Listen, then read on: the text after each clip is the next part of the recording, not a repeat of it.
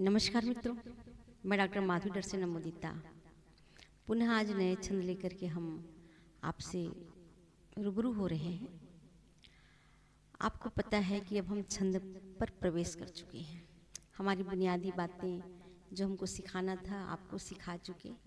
अब हम आगे छंद की ओर जा रहे हैं और आज जिस छंद को लेकर के मैं आप सभी के सामने प्रस्तुत हो रही हूँ बहुत सुंदर छंद है और वो छंद है मधुमालती छंद।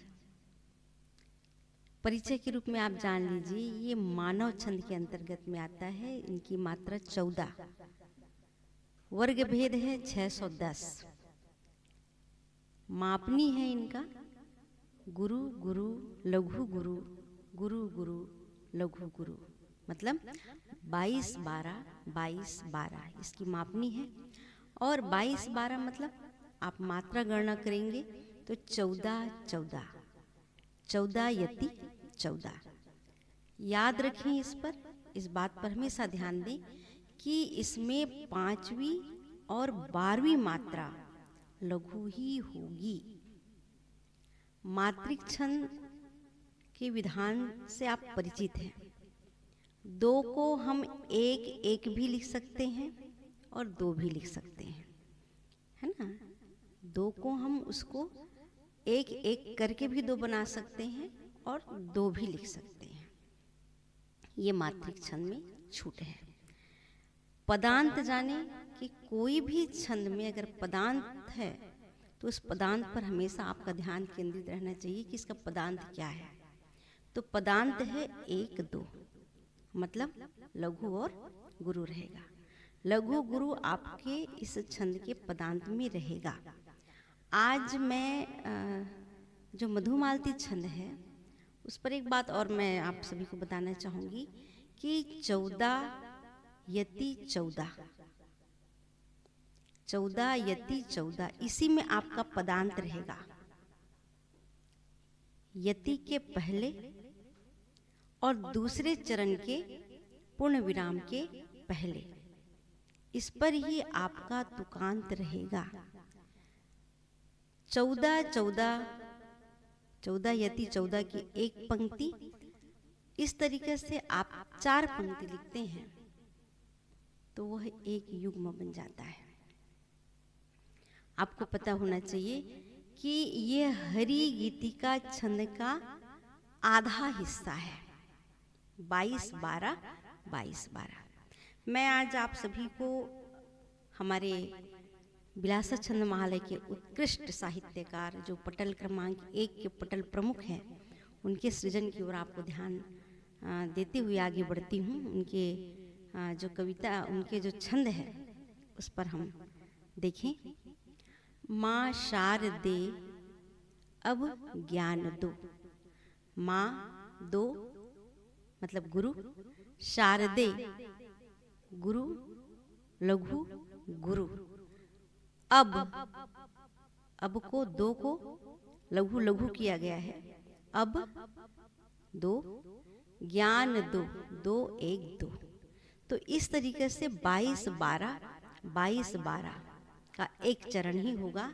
फिर हम 22-12 का एक चरण कंप्लीट करते हैं, मतलब 14 यति 14 एक पंक्ति कंप्लीट करते हैं। तो ऐसे हम 4 पंक्ति लिखते हैं तो वह एक युग्म कहलाता है। अब इनकी कविता को थोड़ा सा लय बांधने का प्रयास करते हैं। देखिए, आपके बिल्कुल परिचित जो लय है उसी पर आपको मैं ले जा रही हूँ।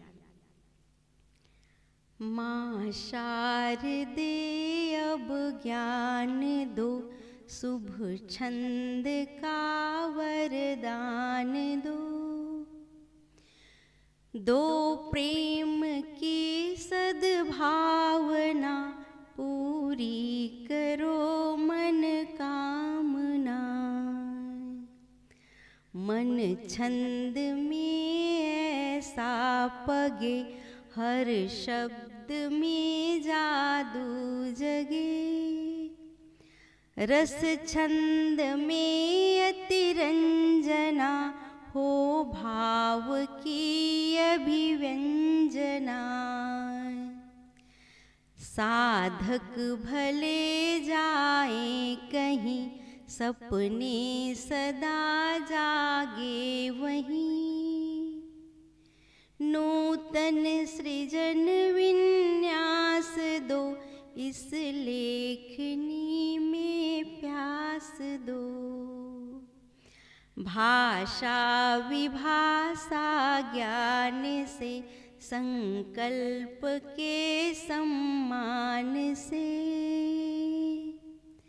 हर कृत्य मन भावन करे, हम प्रेम को पावन करें।